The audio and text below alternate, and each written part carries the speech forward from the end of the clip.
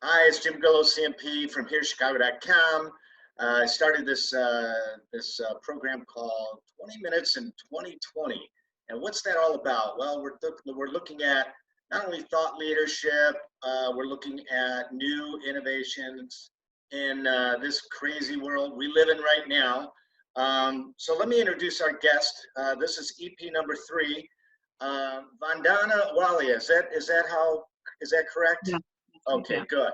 Is the founder of The Chili Group, one of the only South Asian women-owned event planning and production companies in Chicago.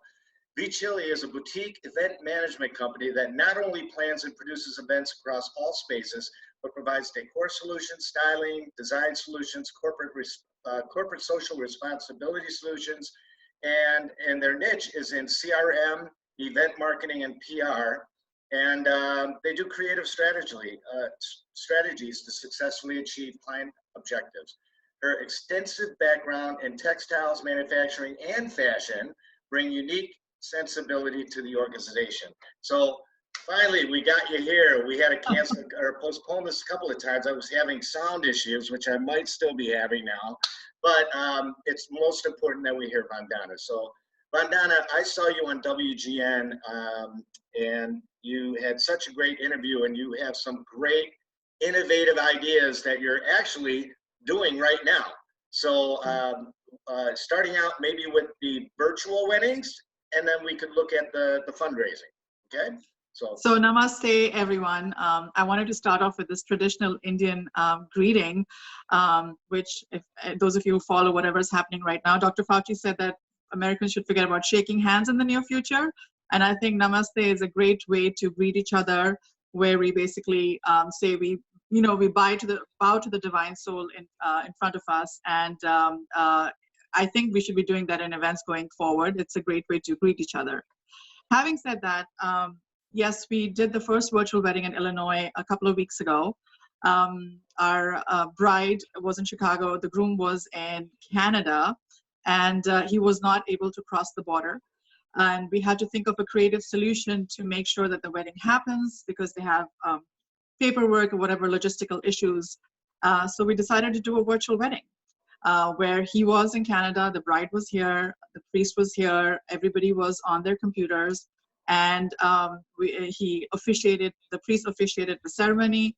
We actually did the traditional Hindu ceremony of the bride going around the fire, which again was an innovative thing. We took coconut husks that were dry, and instead of having a real live fire, we used those for her to do her vows, and got them married.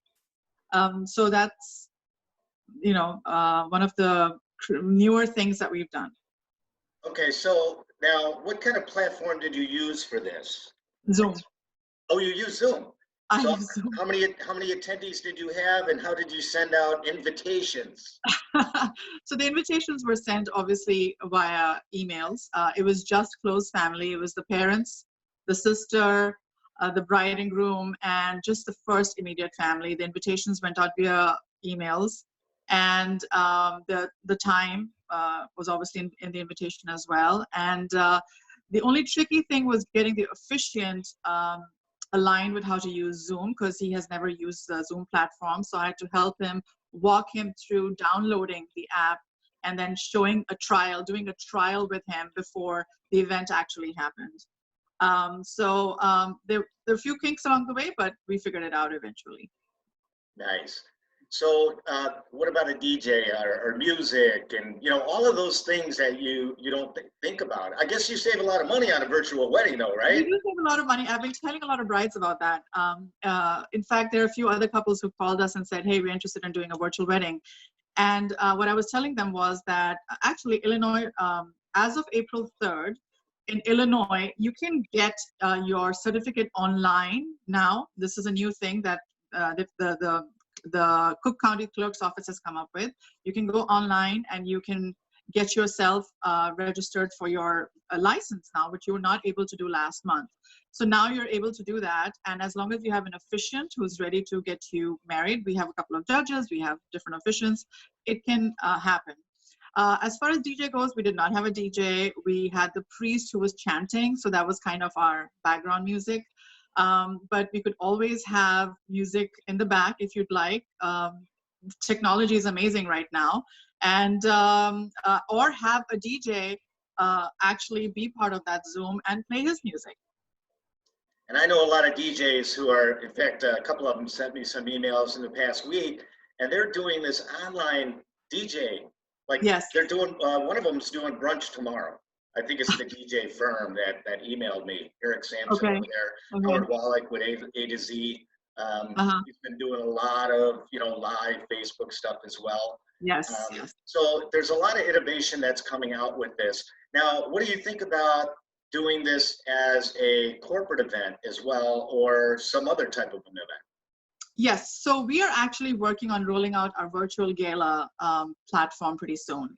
We've been working with a bunch of vendors, and this has come about because we do a lot of fundraisers. We do at least 15 to 20 fundraisers a year. And the need has come about that these organizations still need funds to operate in this environment, and they cannot wait till the fall, or we don't even know what's going to happen in the fall as of right now.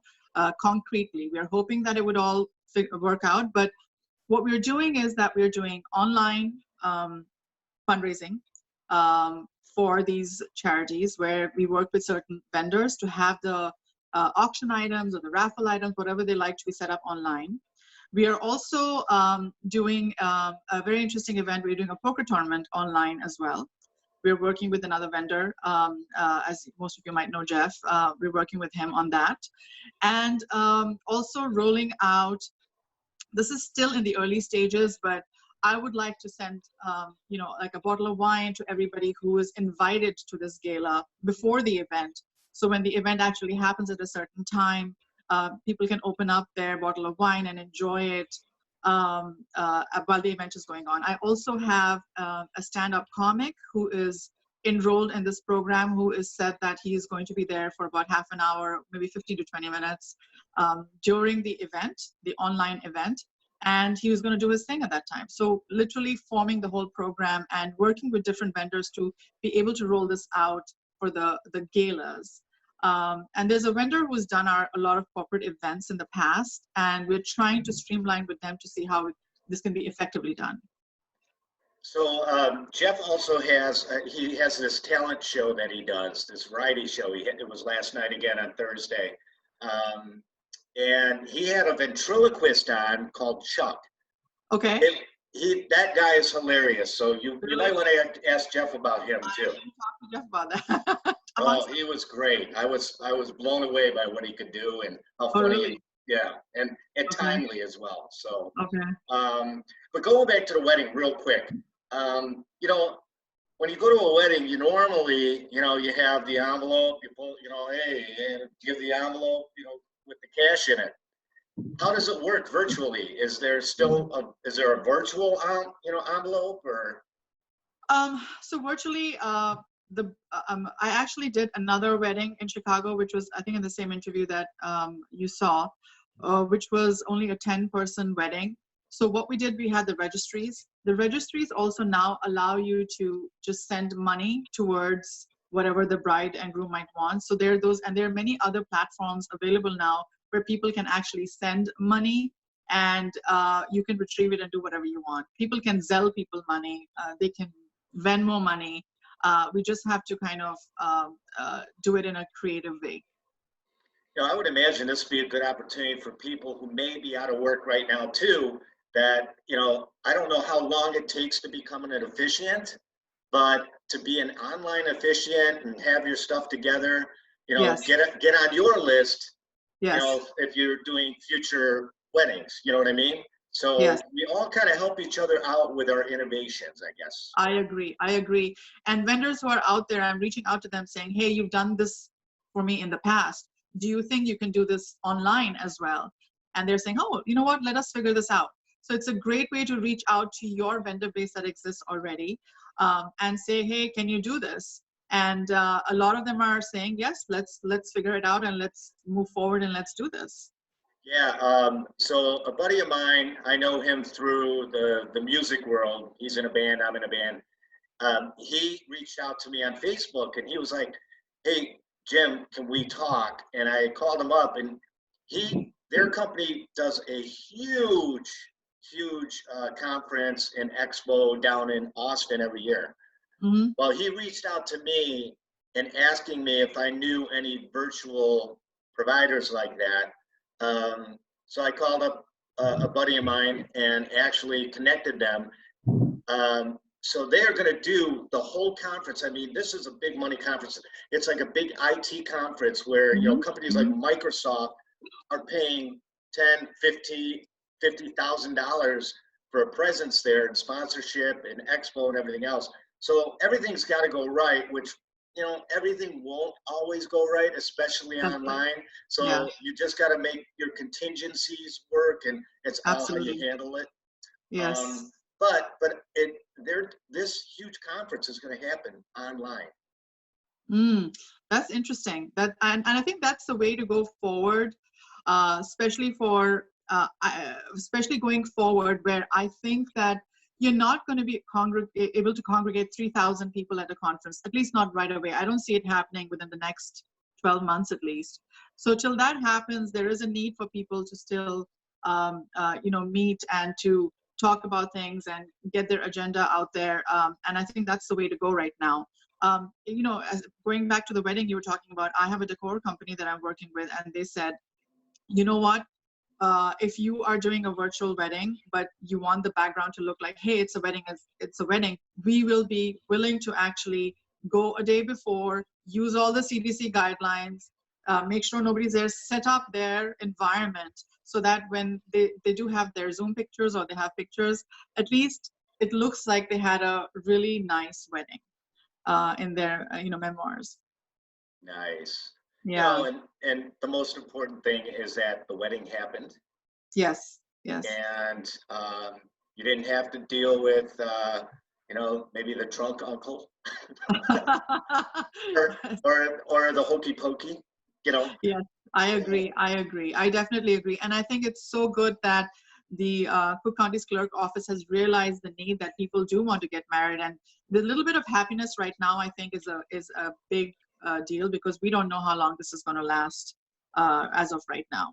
Yeah. So, I mean, what are you telling those that may be reaching out to you right now to plan their wedding or their event?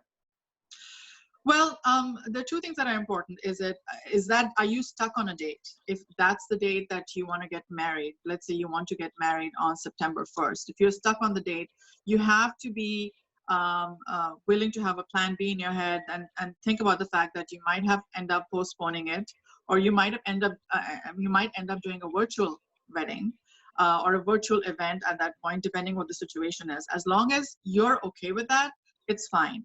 But if you're fluid and if you have the ability to be flexible, I would wait it out. But if you're stuck on a date, then these are the options available right now. Yeah, and what's interesting is that things are changing daily, like the decisions, whether it's federally or statewide. So there really is no guarantees right now about anything. And so we are part of the solution doing this right now. Exactly. And helping, the whole flattening of the curve.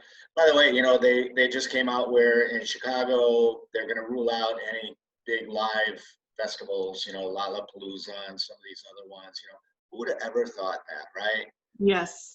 I'm not surprised. I mean, this week would have been Coachella, which right now is postponed to October, but let's see what happens in October. I'm not sure what's going to happen. Yeah. It's funny, I went and took a walk, and I reflected on like the fact that I was wearing a coffee filter over my face. and I saw people coming toward me, and I'd walk to the side like they were a rabid dog, or maybe they ate a rabid dog. I don't know, So, but it's like in February, I would have never thought any of this, right? So we're all in the same. We're all in the same situation. We're all in the same boat. And I have had some clients who had booked with certain venues, and those venues are not there anymore. So, not only have they lost their refund, they don't have that space to do the wedding. So at this point, they're like, you know what the heck, let's just do a virtual wedding. And then on our 1-year anniversary, hopefully we can do a nice reception or a nice event and invite everybody.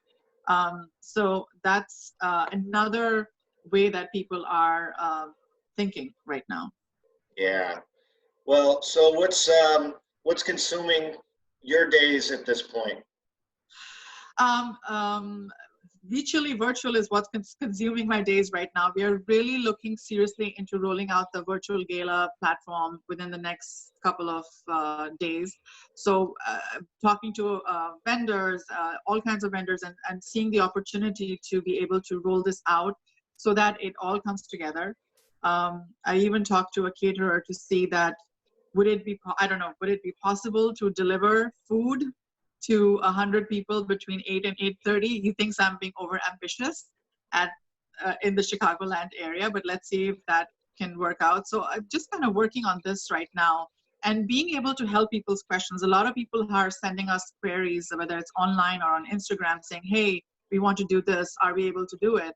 And kind of walking them through the different solutions that we have. Some people want their deposit. They don't know how to go about it. So we are kind of out there helping people, whether there are clients or not. We are trying to figure it out with them along with everybody else. Awesome. Good. Yeah. So it looks like, you're in Chicago, right? Yes. Beautiful day out today. Yes.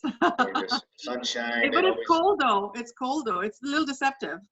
Yeah, you know what? If you're actually downtown, it is a lot colder down there by the lake. Yeah. You know? Yeah. It is a little deceptive. So, and what kind of queries are you getting, Jim, with all of this going on? What's the biggest thing that people are asking you over and over again? well, the people, like, I've got a list of probably 10, 15 others that I have to interview. That's why it's kind of taking so much time, because this is really not my real job. I'm doing this just to kind of get the word out to people. Yes. I want to make sure that not only get the word out for what you're doing, but you're helping others with your experience, your knowledge, and your ideas. So if we can give some type of inspiration, that's all I want to do here. But they're asking and offering and emailing me and Facebooking me to come out, do it 20 minutes in 2020 with me and talk about what they've got. Like, I've got one of the biggest, I'll call her a chef, but she's a professor. She's got every certification in the food industry that wants to come on with me. She happens to actually be my cousin, and I have not talked to her in years. Oh, wow. So she reached out to me via Facebook and said, hey, my next interview, as a matter of fact, I'll, once we start wrapping up here, I'll go ahead and let you know who that is. But I just want to thank you for enduring my challenges with audio, which I hope you all can hear me out there, because audio is one of the most important things, and lighting is. And I've got the sun in my face here. But I hope the audio is good. The audio is good. Yeah, I could hear you. I could hear you now. Okay, good. Yeah. Awesome. So if you have any parting thoughts, we got a couple of minutes. Well, I just want to say to everybody out there, if there is a solution you're looking for, we are here to help you. We've worked with a lot of vendors in our database, especially vendors in Chicago, to help your event happen if the need is there for not-for-profits, for fundraisers, for weddings. And if you want to get married within the next couple of weeks, or if you want to have an event within the next couple of months, and are looking for a solution, we are there for you. And there's a lot of vendors supporting us to make sure that things happen. That is awesome. This will be posted on HeresChicago.com under the link news and events. Okay. But give me a couple of minutes and I'll get that up there. Okay. And I thank you again, Vandana. Thank you so much. Thank you for having me. And so for everybody, our next interview will be Kelly Leonard, who is the Executive Director of Learning and Applied Improvisation at Second City. This guy is so cool. For over 20 years, he's oversaw the live theatrical divisions at Second City, where he helped generate original productions with such talent as Tina Fey, Stephen Colbert, Amy Poehler, Seth Meyers, and Steve Carell, and many more. He's a true, just local legend here in Chicago, and I'm so honored that he reached out to me to be on 20 Minutes in 20 Minutes. 20 Minutes in 2020. So that's a tongue twister. I should have picked that name. It is a tongue twister. Yeah. So Vandana, thank you so much for joining us today. Thank you for having me, Jim. You were lovely. I really appreciate it. And I hope to see you in person someday. Absolutely. See you soon. Take care. Okay. Bye-bye.